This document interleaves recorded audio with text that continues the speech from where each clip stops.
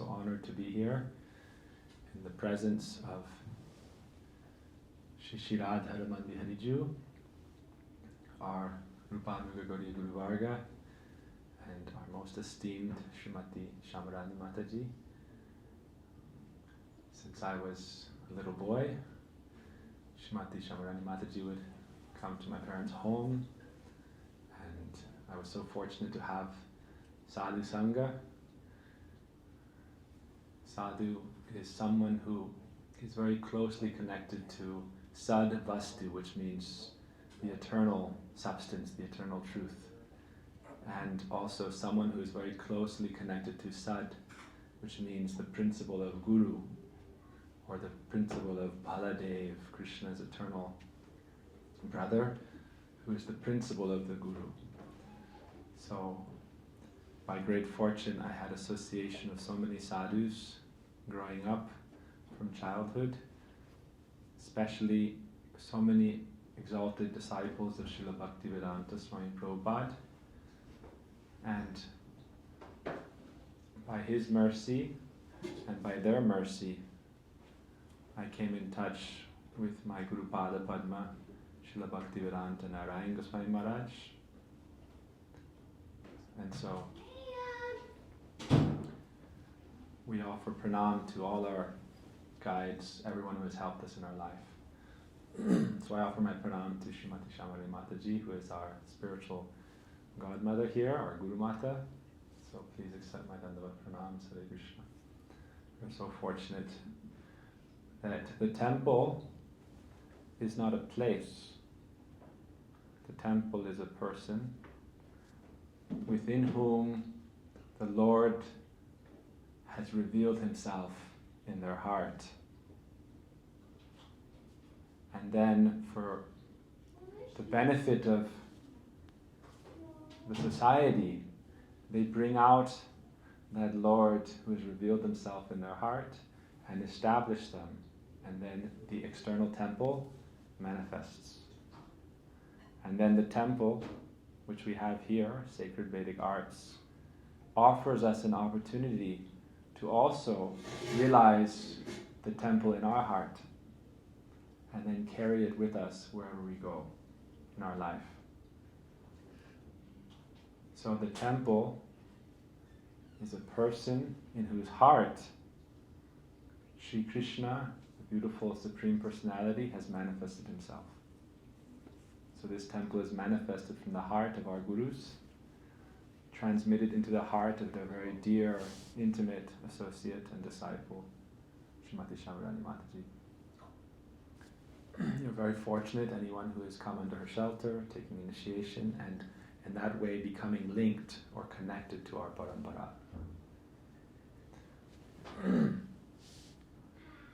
Tonight I'm going to share a presentation for our guests, for our devotees, our audience, on a conception of spiritual success that is coming from the dharmic traditions of ancient India, but actually which transcends the concept of India as a nation and is really the sacred wealth of the eternal realm, which manifests in this earth in different areas in India. But that same knowledge is found in many ancient cultures. This knowledge is called Sanatana Dharma, that which is eternal and a nature by which we can become connected to something that is truly abiding, eternal. And so this is something over the next weeks, it's my service to carry out this message, to share this message. And so therefore, I'm repeating this message so that it can become ingrained in our hearts, so that we can practice in our lives and realize the fruit. There are many teachings, but if we can capture one thing in our heart and practice it, then we can achieve success through that practice. So I'm going to talk about 5 elements of success. And I'm going to base it on the classical elements that are presented in the Sanatana Dharma culture as well as in the world traditions. First, I'm going to give a summary, and then we can go into different depths in different parts, or if there's any questions. But first, I'm going to just present a summary. And this is how we can become successful in our lives spiritually, also materially, according to your desire. What are the 5 elements? The classical elements: earth, water, fire, air, and ether. And we think of it in that sequence. But here in this analogy, we're actually going to start from the most subtle. That is ether or space. And we're going to give different analogies, how these different elements connect to different principles that we can practice in our lives. So it's an analogy, but it helps us as a memory tool. So the first thing in life to become successful is education. Our first educators are our parents, therefore our mother and our father are considered our first gurus. There are general fields of education, and as we advance, if we're fortunate, we can receive specialized instruction according to our nature as an individual. This is important to understand because we are individuals and we are unique. This is our Vedic teaching. Each of us and each living entity is unique. So you can read a book that gives you so many kinds of knowledge, but the book will not speak to you directly as an individual according to your present needs right now.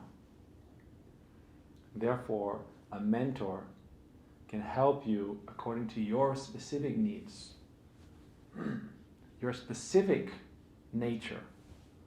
So therefore, spiritual mentorship is very favorable in our life. In our practice of Bhakti Yoga, this is called shiksha. We have an initiation, we have a scripture, but then we have personalized instruction. And that's very helpful. This is all based on the process of hearing. Sound, vibration, is connected to the ether or space, akash. And this is the most subtle element. Therefore, it's considered the best way to receive transcendental knowledge. Therefore, the process of hearing is first. Through education and through mentorship, we can come to the second stage. There are 2 principles here. It is based on developing the proper inner environment and outer environment through the proper attitudes in life and the proper association in life. Our outcomes in life, much more than you assume, are determined by your attitudes. It's called your bhav, your mood. And by your associates. So I call this the principle or the element of air. Your inner environment, your outer environment. In bhakti culture, the inner environment or our attitude in life is a kind of operating system that we install through our guides, our mentors, and it helps us know how to navigate and engage with life. So, in brief, I'm going to offer you a meditation on life and an attitude that we practice, a conception that we adopt as bhakti yogis. Yoga means connection. Bhakti means love and devotion. So our Vedic scriptures teach us that we are all individuals and unique as spirit, soul, as conscious entities. But we are also each and every one of us connected.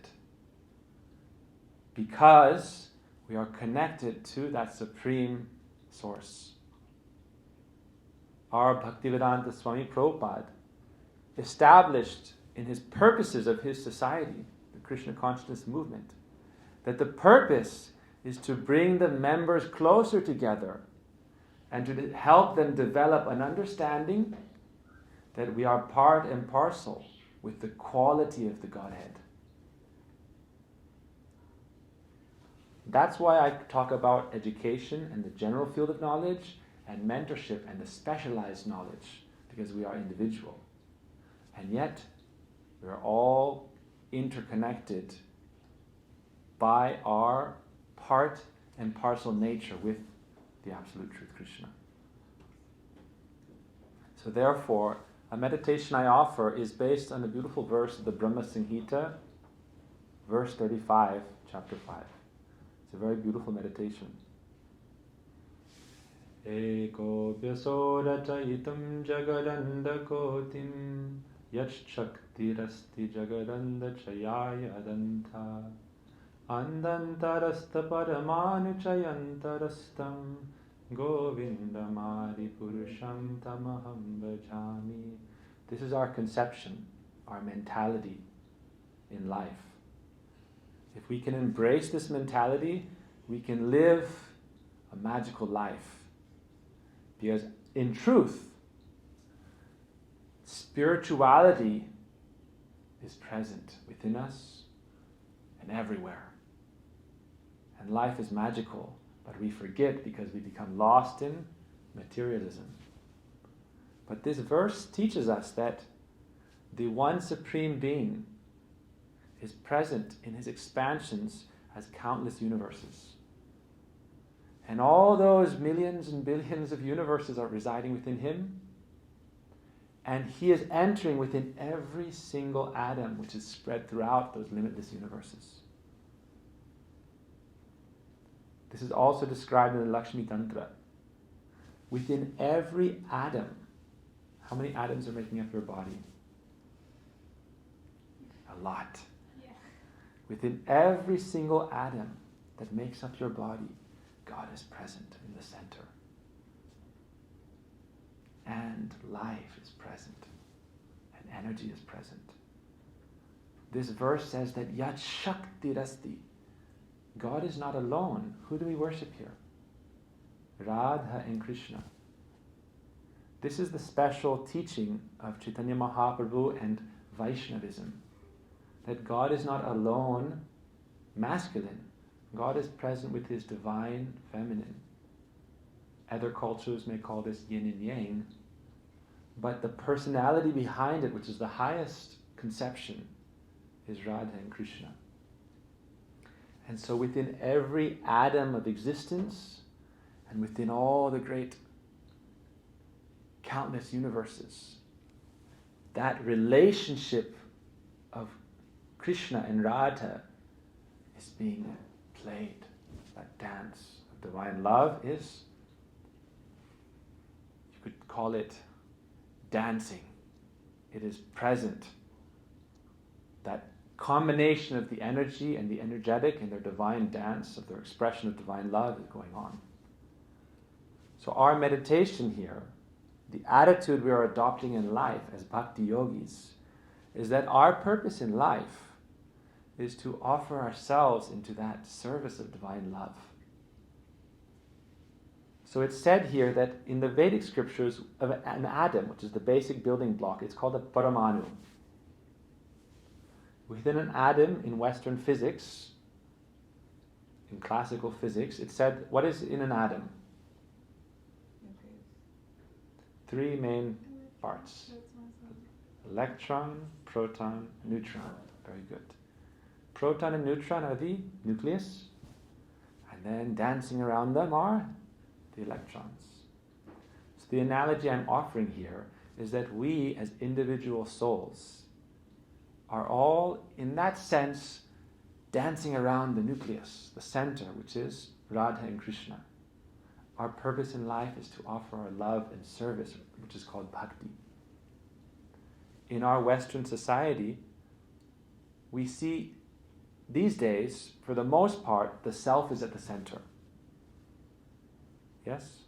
And we have a self-centered society. Correct? Not totally. But the spiritual culture, the Vedas, teaches us that God is at the center.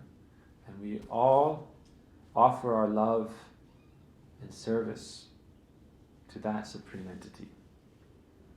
This is what Srila Prabhupada teaches in the first purpose of his mission. The first purpose of his Krishna consciousness movement, he says, we need to help create a shift of values and to revive spiritual values, which is not the self at the center as the enjoyer, but Radha and Krishna at the center. And our purpose in life is to offer them happiness. In the Vedas it said, Krishna is described, Eko Bahunam Vidadati Kaman. God alone fulfills all desires. Who here wants happiness in life? Happiness does not come by our effort. Happiness is within the Atma, the soul, and within the soul, within every heart is Paramatma, Krishna. He is the source of all happiness for the living entity. So that's why they say happiness is within. And they say also in the Vedic scriptures that Krishna is the self of your very self. So happiness is within. Our purpose is to serve that divine Krishna and Sri Radha. And by doing so, we become blissful. So this is our mentality. The Vedic scriptures teach us that we should endeavor to water the root of the tree of life. And then all the leaves become nourished. Because they are all part and parcel of that supreme source. So if we adopt this mentality in life and then begin to practice and surround ourselves with an environment outwardly that is favorable, then we can make very quick strides forward in our spiritual life. So this is our inner environment, our mentality, and our outer environment is our associates.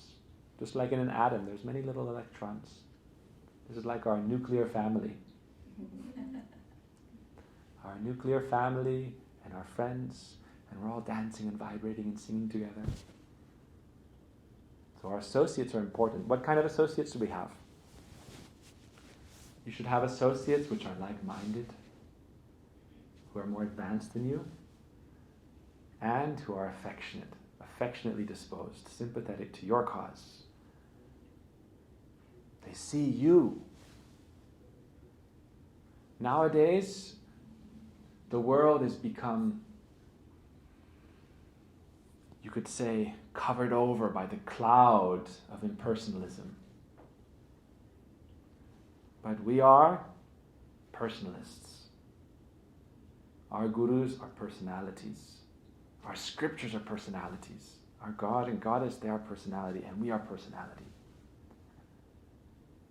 And when we can practice under guidance of these personalities, we'll advance in life and very quickly start to taste the happiness that comes as part and parcel of realizing your relationship with Krishna.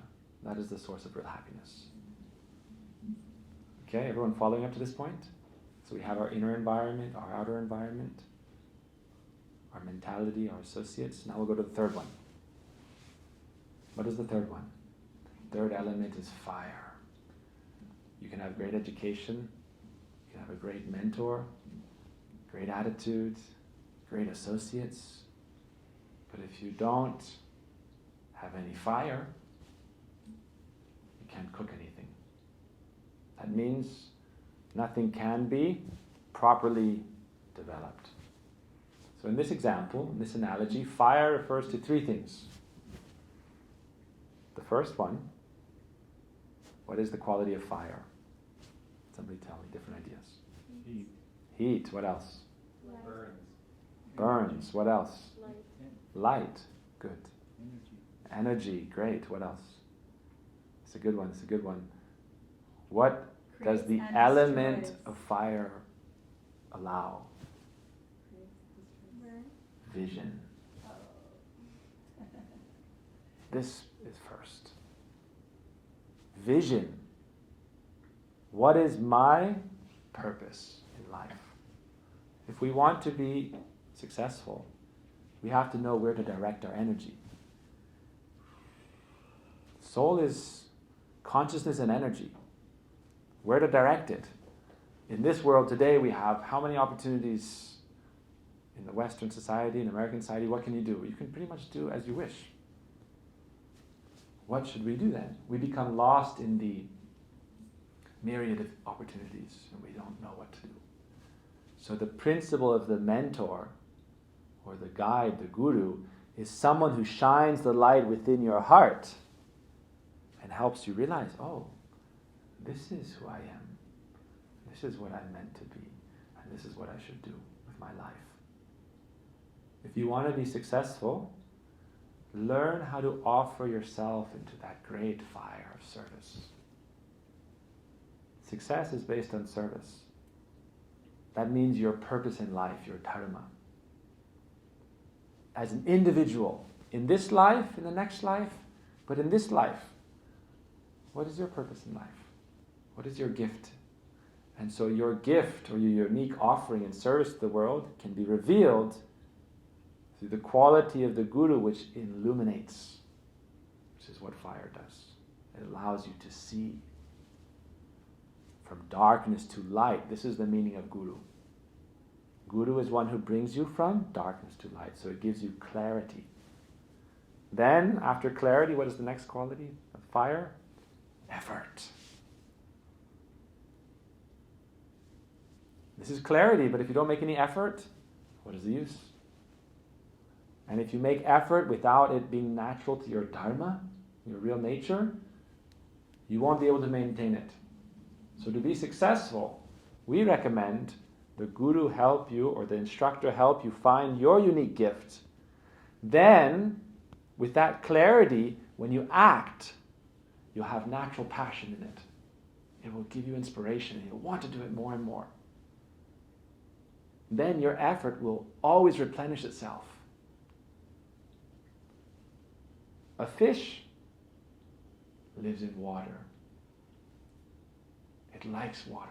If you take it out of the water, it's not happy, it's restless, it'll die.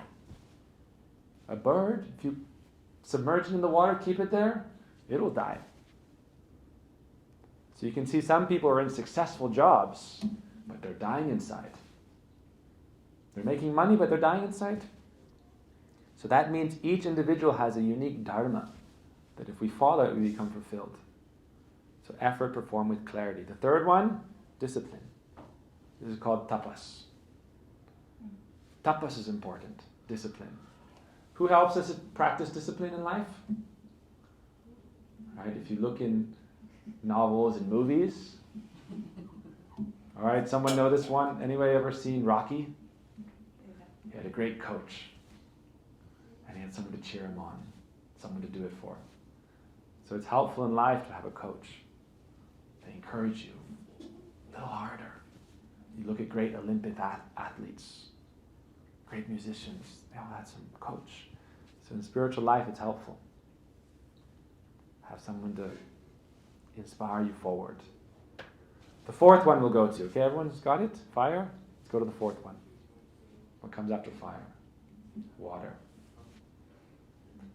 Water in Sanskrit actually is called rasa. It represents rasa, which means relationship. There are different kinds of relationships. But to be successful in spiritual life or material life, good relationships are very important. Temple life, community life, family life. You can work hard and be successful, but without love, what's the purpose? My guru would tell me, you can work so hard for me, but if you don't have time for me, if you don't spend time with me, what's the point? I heard somewhere, I forgot who said it, how does a child spell love? young child, 5, 6 years old. How do they spell love? This is kind of like they don't literally spell it like this, but how do they think of love from a parent? T-I-M-E, time. Love means time spent together. If you have love for someone, you want to spend time with them. So relationship means spending time with those you love. For us, in bhakti, that means we do not work for Radha Krishna. That is our seva. But we love and want to spend time with our gurus, with Krishna, with Sri Radha. How do we spend time with Radha Krishna as bhakti yogis? What's that weird white bag you have around your neck? This is how you spend time with Krishna and with Sri Radha. Right? I love you, you're in my heart, you're in every atom, you're outside, all the universes reside within you. Recognizing you everywhere. It said, for us this is like a theory now. But the beauty is that Chaitanya Mahaprabhu taught that we are achinta beda bed. One with and different. That means we are unique, we are individuals. This is theory, but the practice of bhakti yoga allows you to realize this. And then you become in love, the greatest love. We all like love, right? Everyone loves love. Everyone loves to be in love. But the greatest love story is your relationship with Krishna. That is your true nature. And so when you start practicing bhakti yoga, spending time with Krishna, chanting this Mahamantra, this is not just Krishna, but with Sri Radha. Together, and then with all the jivas. And in the spiritual world, with all their associates, all the gopis. This is the Mahamantra that we chant on these beads. It's the rasa dance. Krishna, Radha, and their associates, the gopis. So chanting this mantra together, spending time with Krishna, this is watering our relationship with them. Don't think of this as a duty. I have to chant this many rounds. No, think of it as something that is watering the seed of your love and your relation with Krishna. And we're waiting for that seed to sprout and to blossom as a beautiful flower and then to ripen as a very sweet fruit. That is love. But we say, oh, I'm practicing spiritual life and it's so difficult. I have no taste. I'm suffering. My mind is crazy. Anyone ever have it happen to them in life?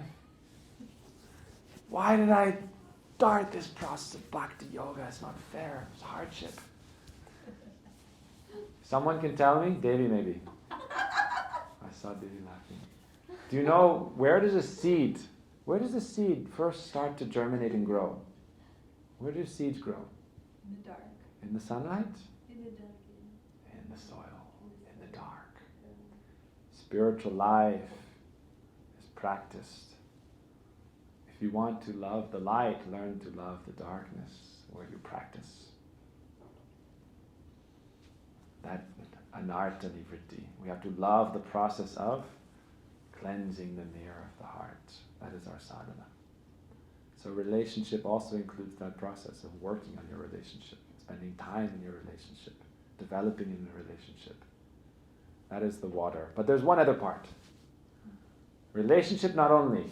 We should also learn relationship and recreation. Our goal in life is not to work hard, it's to play with Krishna, to play with, according to our relationship. That is devotional service, but it's blissfully performed. I tell people, Krishna is not the ultimate administrator. He delegates that responsibility to his vibhutis, his opulences, the demigods. Who is Krishna? He is the supreme dancer. He is not a manager. People think of God as the ultimate manager because we are seeking power, and so we see God according to what we want to become. I will be a manager. But the ultimate attainment is to realize Krishna is the supreme dancer and to be in that dance of life, in love, and in service to life and love itself. That is the basic process of Krishna consciousness. So the fifth element. Fifth element is what? Earth. All right. This is an analogy for something very interesting. You have all these ideas, right? There's something that can help us. It's like a technology. Human beings, we create and we use technologies. Anyone here ever driven in a car? Anyone ever flown in a plane? Have you ever used an iPhone or another kind of phone? Or a U-phone? A Wii phone? I think the Wii phone's from China. Well, actually all the phones are from China. We have so many technologies. You can transplant a kidney. You can use dialysis without a kidney. We have so many technologies. But in this modern age, we are neglecting our internal spiritual technologies. What are those? One of the most powerful technology is called mantra. Mantra technology. We are complete. We have to understand the soul is complete. Krishna is in our heart. But how do we recognize that? How do we realize that? What gives us the strength to break through the darkness and to be born into the light? These spiritual technologies. Chanting the mantras. Not only that, yoga, some yoga practice, some meditation practice. Krishna says in the Bhagavad Gita, you can do pranayam, breathing exercises. You can do yajna, mitigating bad karmas. You can give charity. You can do vratas. You can do sadhanas. These are called different kinds of spiritual technologies. If you practice them in your life, it can multiply your success. It can make you more and more spiritually successful. It's very important. In this day and age, I would say that human society, we are better off than we've been in hundreds and hundreds of years. How? By these technologies. Yes? Life is easier. But it's also harder. Why? They also disconnect us. They disconnect us. See? Look at that.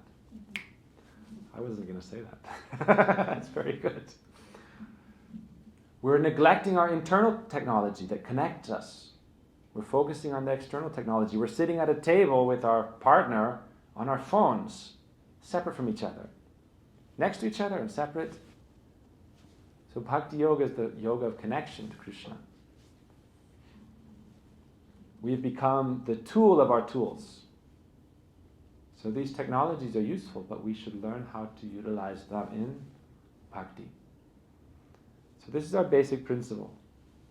They have so many ideas based on this, but the idea is that if we practice this in our lives, we can become fulfilled, we can become happy. We think success means how much money you have in your account. Yes, I am successful. Spiritual life or success is not one thing. There are many elements of success. I've seen very successful people who are not wealthy and very wealthy people who are not successful. Yes? I've seen poor people who are very happy and wealthy people who are miserable. So we have to accept one more principle. That means our ultimate purpose in life is not to become materially successful. We have our karma in life. We have our karma. But we can all become spiritually successful, no matter what position of life we are in. And this culture of bhakti is not based on high or low, or if you are wealthy or you're from a good family, if you're educated. This is for everyone. Because the soul is not material. The soul is not a man and a woman in this body from this place or that place. The Atma, the soul, is part and parcel of Paramatma, the Supreme, and is therefore divine. So our process of Bhakti Yoga is to awaken our Atma into that reality. So I gave you that conception, verse 35, that it said that all the universes are coming from that Supreme Lord, and He is present in every atom. The next verse says something very beautiful. It talks about the process of spiritual life. Verse 35, this is the knowledge, who we are, where we are, what is God, what is this world, but what is the process? It's very beautiful. Verse 36, Yad bhava bhavita diyo manujastataiva samprabhya rupa mahima shanayana bhusha shukteryameva nigama pratitaistuvanti govindamadi purusham tamaham bhajami. I love that personality, Sri Krishna, who is praised with great songs, great prayers, great poetry in the Vedic literature. This is our sacred Vedic arts center here. So this topic is based on what are the Vedic arts. This is the next verse. What are the Vedic arts? And who is the personification of all those arts? But this verse talks about our personality. First we think of God, and then we think of ourselves. But the greatest mystery is Shri Radha Tattva. That's the next verse. This verse teaches us that what is the most important process in spiritual life? It's also through sound. Stuvanti, to pray, to sing, to do kirtan, even to speak. This is a part of kirtan. And by this process, what happens is, if you offer your heart and soul in the performance of kirtan, then yad bhava bhavitatido manujastataiva, human beings, by singing together with love or devotion, in due course, through following these different principles, it will reveal your Atma Swarup, your spiritual form. That seed will blossom, and your form will be revealed. Bhava bhavita diyo manujastataiva samprapya rupa, you will achieve your divine form. Mahimasana, all the qualities related to that form, all the beautiful ornaments, the position, the asana. There's a very secret thing here. It's said that love for God manifests in 5 kinds of relationship. Specifically for us, we practice the mood of Braj culture, which means your relationship to Krishna is in the primary mood of friendship, of parental love, or of conjugal love. Hare Krishna. And that is revealed, and then the form that is suitable for the relationship of love that you have with Krishna will manifest.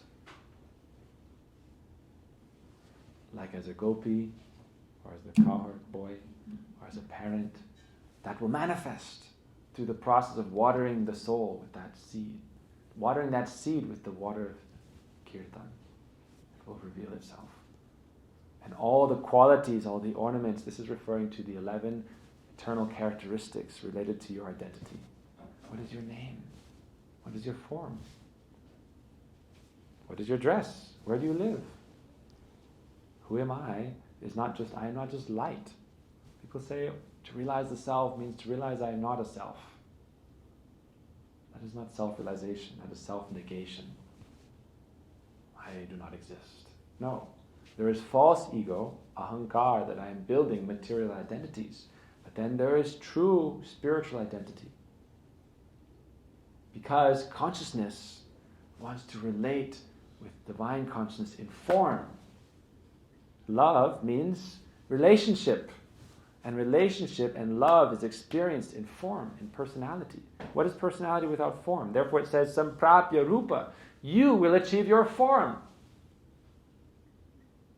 Then you can dance. Without a form, how can you dance? So samprapya rupa.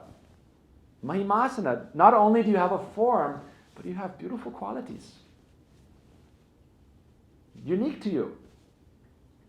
Haridas Prabhu, so qualified. Bhakti Manjari, so qualified. Everyone here is so qualified. That means you have your qualifications. Mahimasana. You have your abode, your situation. Bhusha, you have your ornaments, what you like to wear, dress. We want beautiful jewels and ornaments, but wait till you are able to ornament your spiritual form, your divine form. So that is through the process of kirtan. Now the verse that refers to Radharani, Shri Radha Tattva. Ananda chinmaya rasa pratibhavita vista divya eva nijarupataya kalavi Goloka eva nivasatya kilatma bhuto Govindamadi purusham tamaham bhajami. I realize my form, I realize Krishna's form. Yes, and then I am enamored, I fall in love with that Supreme because that is my nature. The soul is energy and consciousness, and it's naturally in love with Krishna consciousness. It means Krishna is the energetic, we are the energy. So we are naturally attracted. Krishna is attracted, and we are attracted. But what is our source? Who is Sri Radha? Who is Sri Radha? She is Ananda Chinmaya Rasa. That means, Ananda means bliss, Chinmaya means transcendental, and Rasa means the varieties of loving mellows and relationships and flavors that manifest from that concentrated bliss. It's said that Krishna, or God, is always Advaya, non-changing. He is situated. He is the real center of everything. But his energy, Radha, everything is the manifestation of her energy. We are fish in water. We don't recognize water because we are in it. So Sri Radha, or the energy of the Lord, is present. Actually, when we say that all the universes and all the atoms, God is residing there, it's because His Shakti is present there. His potency is present there. And the personality of that potency in the highest realm, the highest feature is Sri Radha. How does she manifest? Nija Rupa, from Krishna's own form. She is not separate from Him. That's why it says God is one. But He is not separate from Sri Radha. Sri Radha and Krishna are one. Masculine, feminine as one. So then what is she doing? Nija Rupa Taya Kalavi. From Sri Radha, then all the sacred Vedic arts manifest. All the sacred Vedic arts are manifesting from Sri Radha. So we'll just mention 5. There are 64. And so forth. But chief 64 and chief 5. What are the first 5? First, art. Not the art of administration. That's also an art, and it's important. The first art is the art of singing. We want to practice spiritual life so that our life becomes a song. Right? Our body is already singing. All the atoms, all the parts, all the organs, they're all serving the whole. This body is made up of so many parts, so many organs. It's all serving the whole. But it's one body, so in the same way, every atom has many parts, but it's all serving the whole. So we are also offering ourselves into that divine source, all of life, and the personality of Sri Krishna. So the first art is to sing. The second is to play musical instruments. That's why Srimati Radhika is called Gandharvika, the most expert in all arts. Singing, dancing, playing musical instruments. What is the third art? Nritya, to dance. What is the fourth art? Theater. What is the fifth art? Learn how to paint. Painting. Anyone here is a transcendental painter? Theater, like drama. So we can see these beautiful arts manifesting in this temple, sacred Vedic arts, by these divine paintings. Our Swami Prabhupada would call these windows into the spiritual world.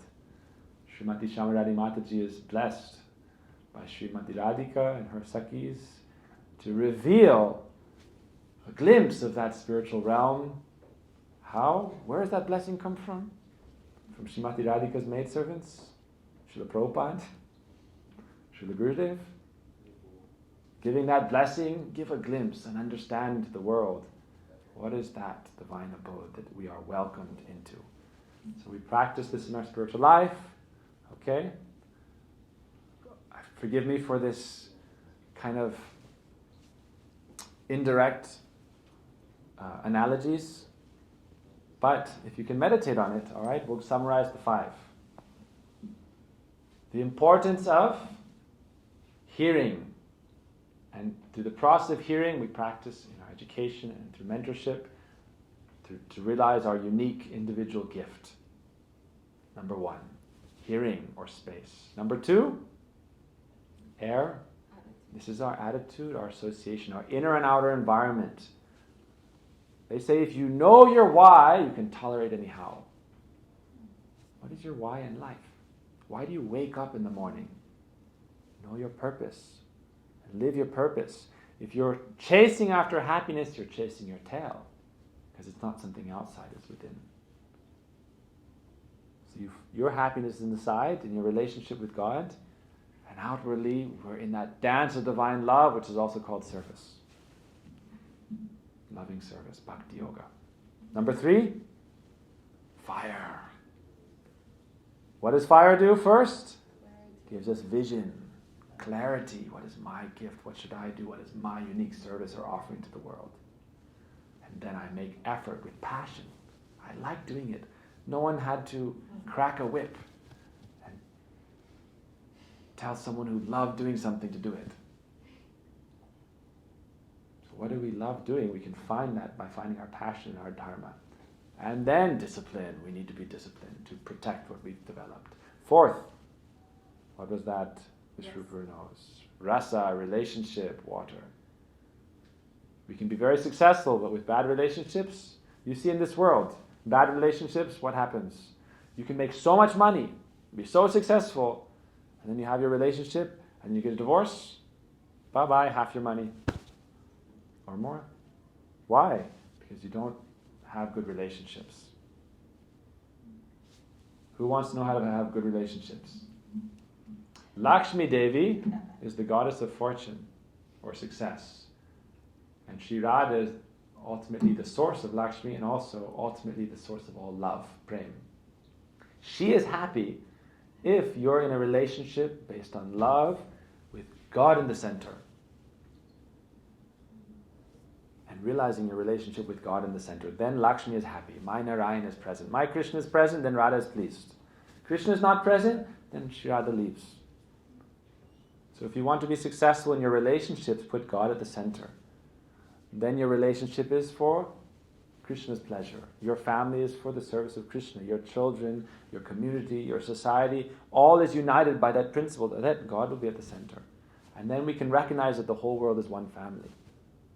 Because God is at the center. And He is at the center of all of our Atma, all of our souls. So number 5, technology. Use these mantra technologies. Frees the mind. Right? This is very important.